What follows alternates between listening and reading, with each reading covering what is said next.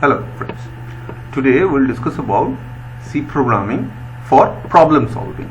So mainly the numerical problems we will focus on. So the first we have to know what is programming. We will discuss something about C programming and then we will discuss about how to solve the problem by using C programming. So the first and foremost thing about the programming is to know about the three important things. The first one is algorithm. Second one is flowchart, and the third one is the programming of the syntax. So the first part, the algorithm part, it's about the steps, how to solve the problems. Number two is the flowchart. So that steps will be represented in a graphical form. This is known as the case of flowchart. And then when you have the algorithm and flowchart, then we know which sequence will follow for solving that particular problem. Then we'll write the syntax for any of the programming. In this case, this is for C programming.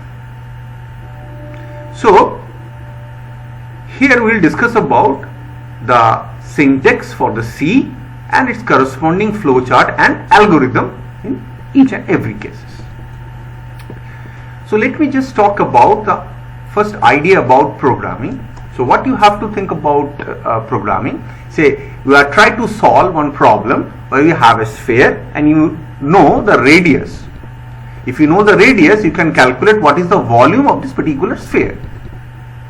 So first what you have to do? First you have to get start. Then you have to read the value of R. You have to take the value of R. Then you know what is the formula for volume. Formula for volume is 4/3 by R cube. Now your job is to get R and then calculate the values of R to the power 3 multiplied with pi and multiplied with 4/3. If you are able to do these things, you will be able to get what is known as volume for a sphere. Now in flowchart, what you have to do? So you will start. The first thing you have to start. So obviously in case of programming, there will be syntax for start. So start.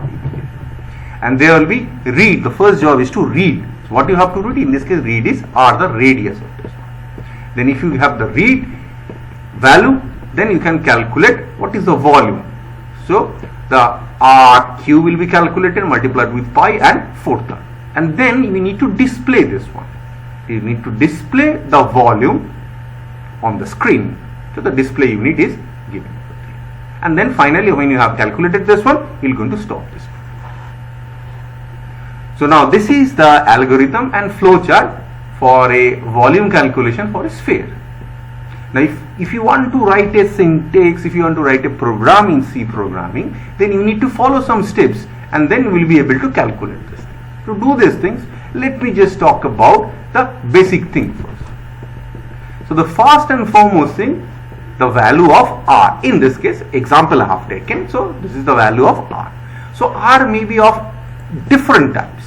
So one can consider R some integer values. Say R value can be taken as 3, 4 or 300, 400, say 490 you can consider.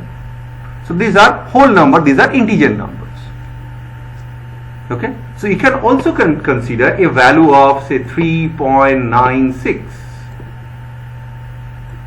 0.123. So this value is also acceptable for calculating the sphere, for the sphere volume of that particular sphere. So the first thing you have to know about what is the meaning of R, what is the meaning of input in this case. So here the first job is your input. Then go for the calculation. So you have to know which type of input you have taken. Then you are calculating this one. So you will get a output from this. So which type of data you are taking as a input, you may get that type of data. So you are getting a integer value, so your output may be integer. It may happen your input taken as fraction or input taken as a input taken as an integer, but output may be fraction. So different combination is possible.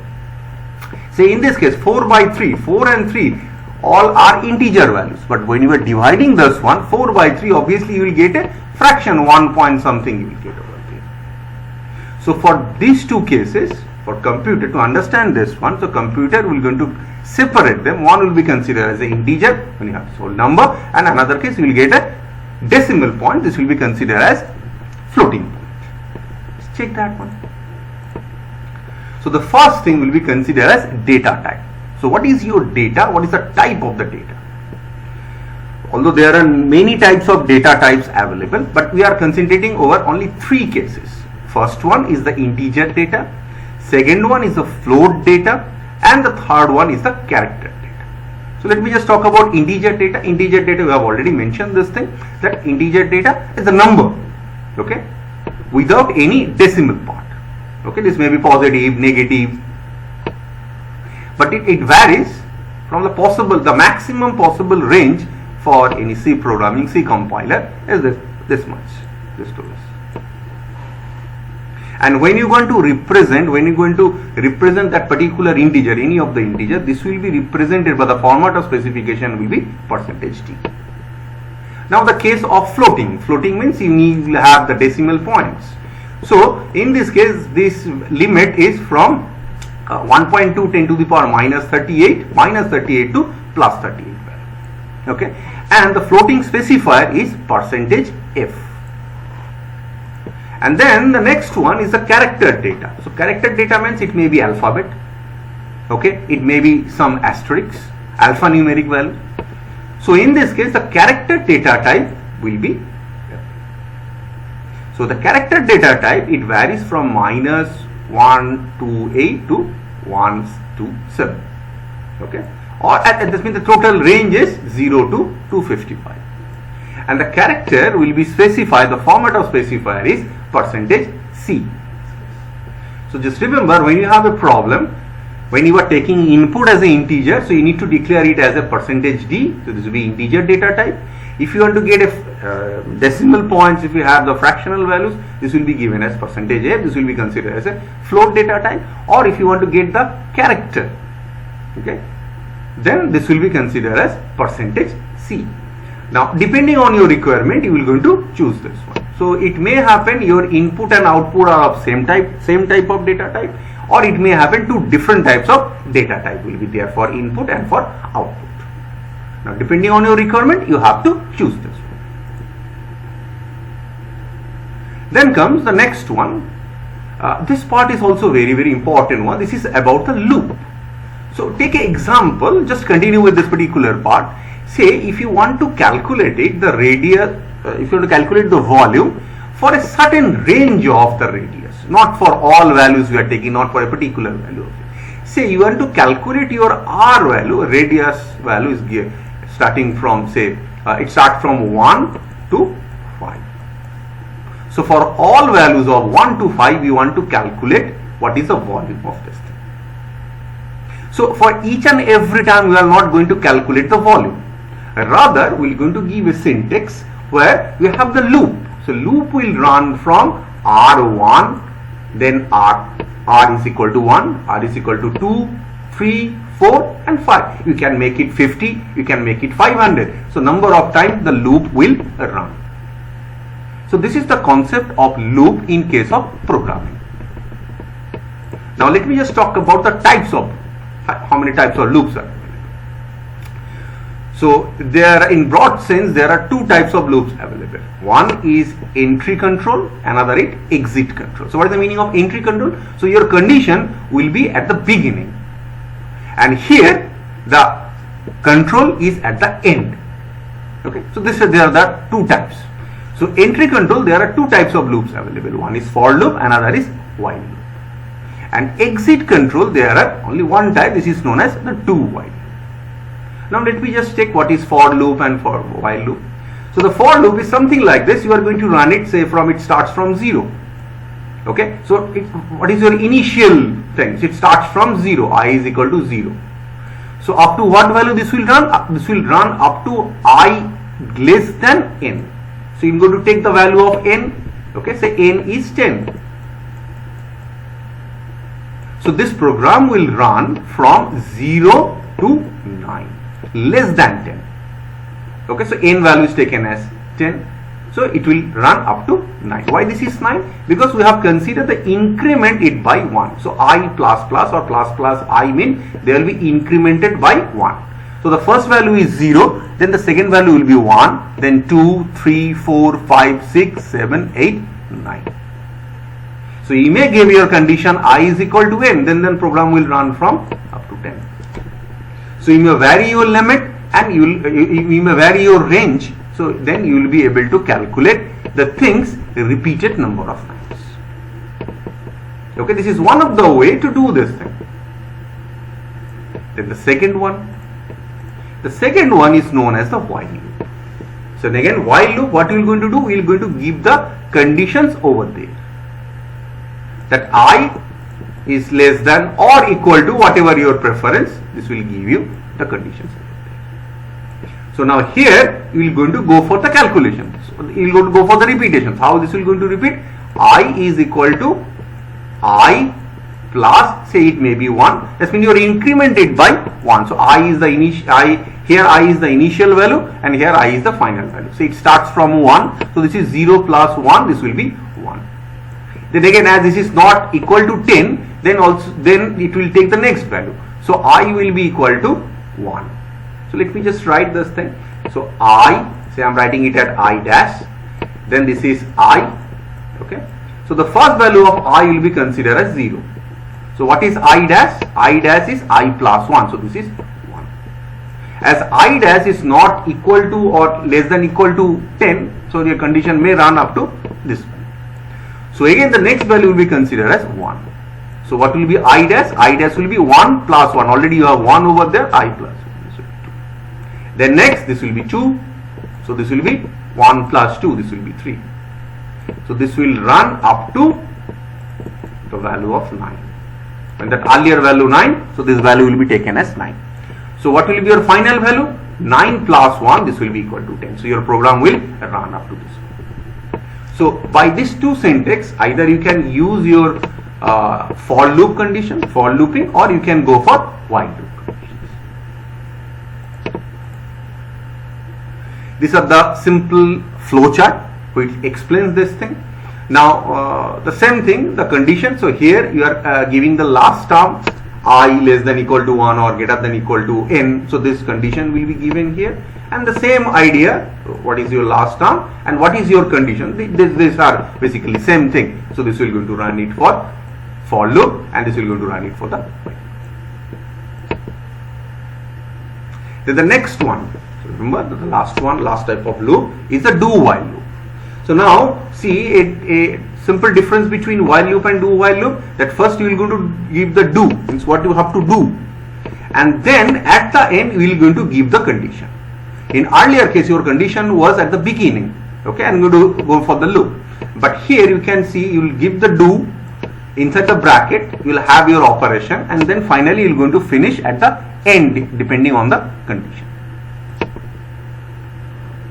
So it's a simple comparison between while loop and do loop. So remember, while you are giving the condition first at the entry level, and here your condition is given at the exit level. So first you are going to check the condition, then you are going to go for the calculation.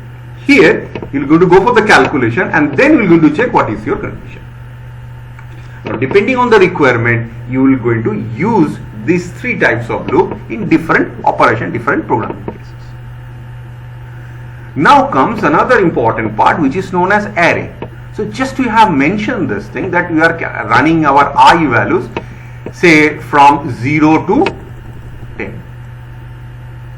Now it may happen that you have your 10 values. Now when you are storing this thing, this is updated. That I dash value is really given as I plus 1. For the each and every increment, this I dash value is updated by 1 within the condition. So although it runs from 0 to 9, but you will never get the value. So your program will not going to store the value for the 5th data, or for the 7th data, or for the 2nd data. It will only consider the initial value and the final value. This will be printed over this. But in some of the cases, we need to know about all the individual values. So for this case you need to use the concept of array. Array is nothing but the idea of matrix, what we have read in the mathematics section. So when you think about array, so you can consider number of elements over there, 1, 2, 3, up to 10, up to 20, up to 30. So depending on the number of this. So one can get a one-dimensional array, one can get a two-dimensional array also. So your variation will be along the column or along the row. So it may happen that you will have m cross n type of matrix values. Now this programming sense, so for each and every value will be stored in some of the memory space in your computer. Now how to declare this thing? So this is the idea about the array element. So it starts from 0 up to 5. And you can see the values are stored as 2, 4, 8, 12, 16, 18. Okay, it may be some other values also, but in this case the value stored over there. So here at the bottom your sequence, or simple way one can say this is the value of I, the lower one. And here in the green box you have the data which was stored in that memory spaces.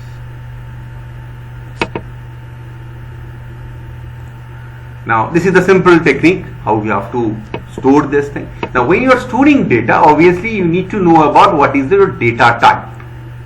What is the meaning of data type? Whether this is integer, float, or your character. Okay, or sometimes used to call the string. So you need to know about this.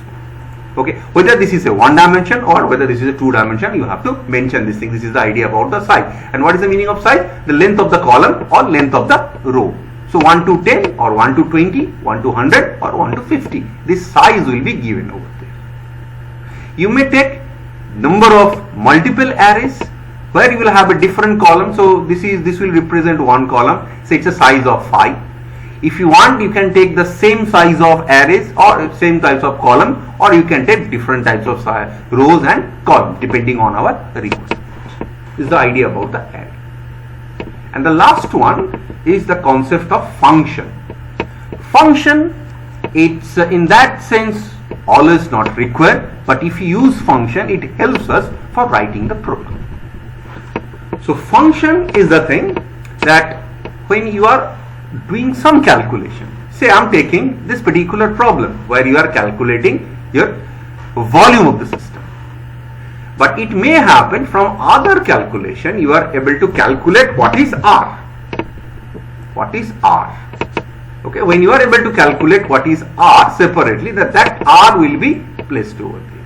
So instead of read, directly you will going to put this value from R to the read section. Okay.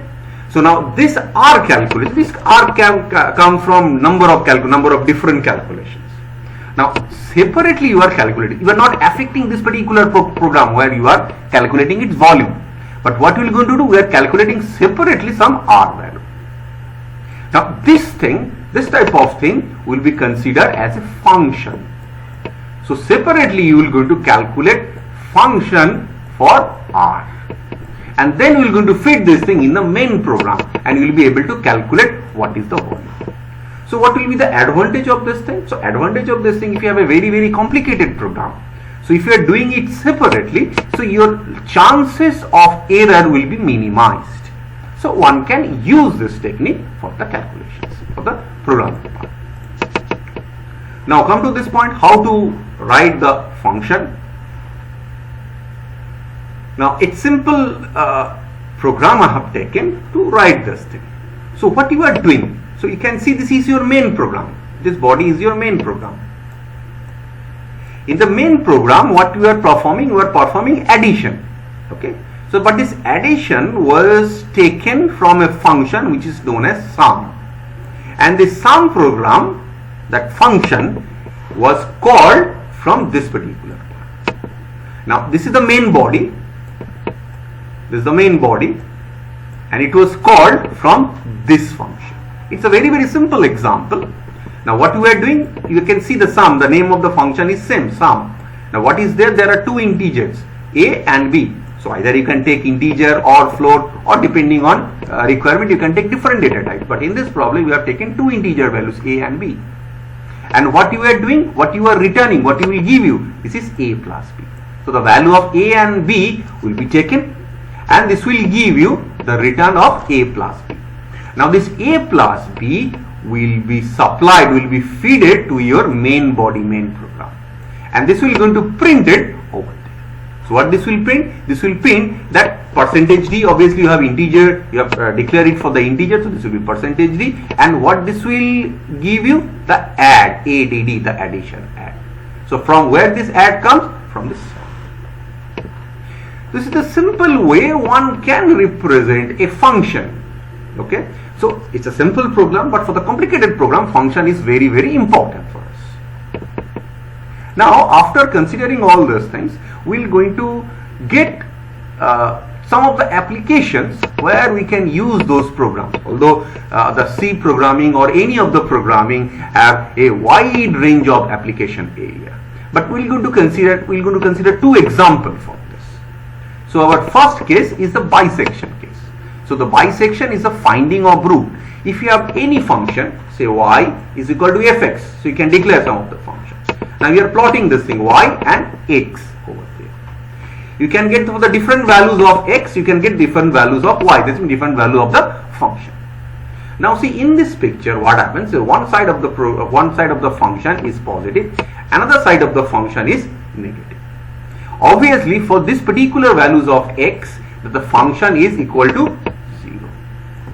So we'll call it, this is the solution, or sometimes we used to call this is the root of this function.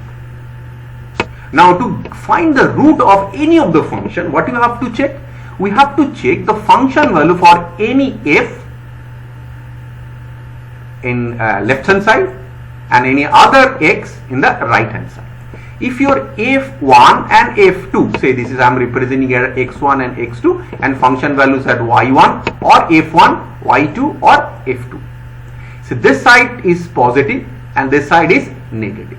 So your function changes from positive to negative. So obviously in between positive to negative, you have a high chances of roots, high chances of the zero value of the function. Now you can use your loop concept.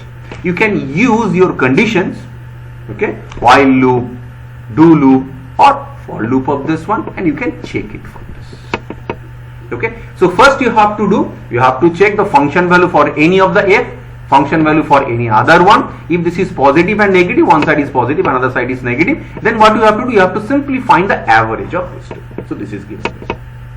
So simply the value of x here a and value of x here, this is b. So you are finding the root at a plus b by 2. So obviously if you are going calculate it for one step, your accuracy is very, very less. You have to go for number of steps. So steps are known as iteration. Now what is the meaning of iteration? We have just mentioned it about I or I dash, which is repeated by I plus 1. Although every time this will not be I plus 1, you can vary this one. It may be I plus 10, I plus 20, I plus say 0.5 also if possible. So from initial value a, your next value will be a plus 1 or a plus 2, what condition you are giving. Then you will go to check for that. And after some number of iteration, you will going to find the very accurate value of the root or of the solution of this particular function. A simple algorithm is given over there. Okay, so we can find x1 plus x2 initial value and the final value, 2 points divided by 2. Okay, now we are going to check it whether you have to declare some e value, whether this is less than this one, so accuracy will be sufficiently high. Now what we are doing, we are going to check it whether this is greater than 0 or less than 0. If this is greater than 0, obviously the possibilities are both sides are positive. Okay, but it also happen if both sides are negative, so you will also get a same thing. Okay, so this will also the multiplication of this thing is also positive, so this will always be greater than 0. But in any condition, if one side is positive, another side is negative, always this will be negative and this will be always less than 0. So this condition we need to calculate.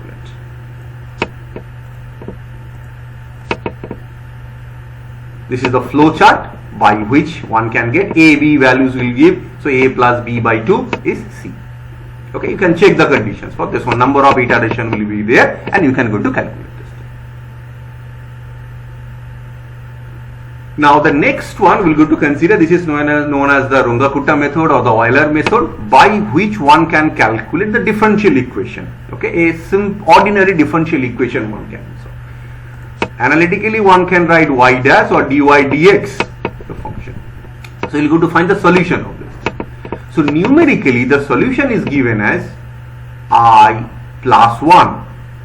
Okay, yi plus 1, yi plus h f of xi yi.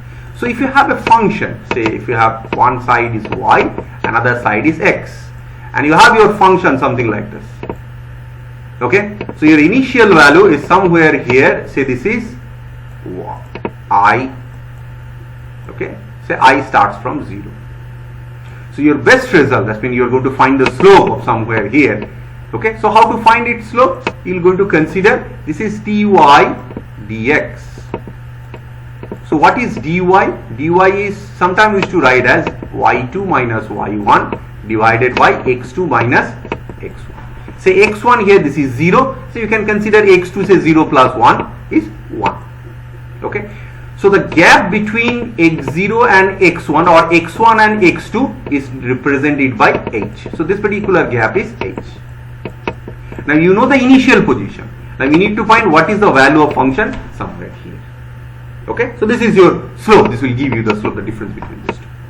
Okay, now what is y1? y1 is the function value with respect to I is equal to initial value. Okay, and then y2, I is equal to the next value. Okay, so if you just represented this one, so y2 can be written as, this is equal to this thing, so y2 can be written as, say I'm representing this is as h, just to mention this one, this is as h. So if you are arranging this one, this will be y1 plus h into that dy dx. This is your function. This is your function. This is the defined function. So we can get the value of y1 from the initial value and from the function with that initial value. Okay, this will give you the solution of this ordinary differential equation. So this is the simple flow chart. What we have to do, we have to define the function first. We have to get the initial values, and we have to get the gap between the variable, gap between the x values. Then you have your increment. So from where to where? It starts from 1, where it will go up to n. So you can consider some n values, n may be 10, 20, 30 and 40. Now see, you have your calculation. Y, how it is given as y0, y0 is the initial value plus h into function. Where this function? Function at x0, y0, where your function with that initial value. Get that one. Now now you have that condition. Now if your condition is satisfying, okay, this is within the range what we want to get, we are satisfied with this thing, then this will stop. If it is not, then the program will repeat. So it starts from 1, so this will check whether your condition is given as this is 10. So up to 10 this will run. So if it is 1, so obviously this is not yes, so this will be no. This will go for the second step. Then I will be equal to 2, it will check it for 2, 3, 4, 5, 6, 7, 8, 9, 10. Up to 10 it will check whether it is yes or no. Now this is not no. Now this condition will be yes, because this condition is given it up to 10. So this will keep the values, and finally you will get the root or finally get the function for this particular value. So this will be updated value, final value, and you will go to stop your program somewhere. So this is the idea about the basic programming, C programming concept. Although in very small section we are not able to cover all the part of this thing. Some of the portions we have to consider, some of the portions of the loop, some of the portion of the arrays, some of the data type we consider, and we know the basic idea of this thing, and we have just discussed how to calculate this thing by using this particular program. Okay, thank you.